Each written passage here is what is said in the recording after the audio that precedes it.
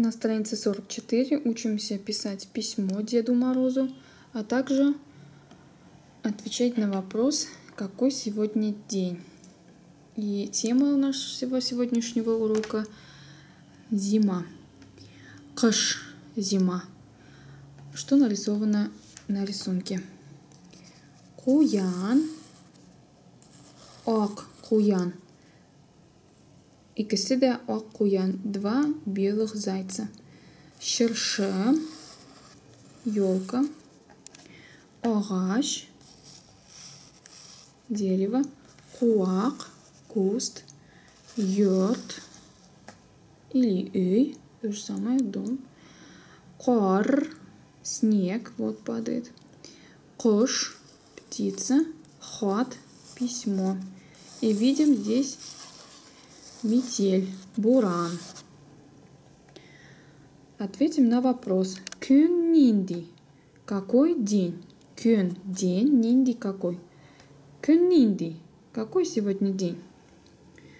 Салкын – холодно. Салкын түгел – не холодно. Кар яуа – снег идет. Кар яумый – снег не идет. Буран – метель, буран юк. Метели нет. Азат. Әйдә урамга чыгабыз. Ә күн нинди? Күн салкын. Азат. Давай выйдем на улицу. А день какой? День холодный. Давайте напишем письмо Деду Морозу. Коля написал, прочитаем. Хат. Исәнме, кыш бабай? Безгә кунакка кил.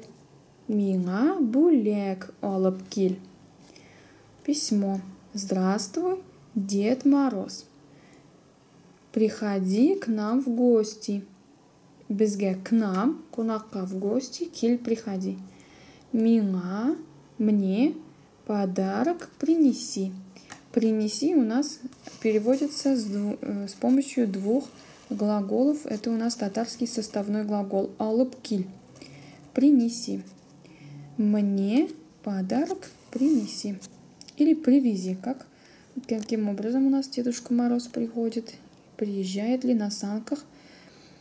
Значит, алып киль переводится и принеси, и привези. Уже надо смотреть на ситуацию при переводе.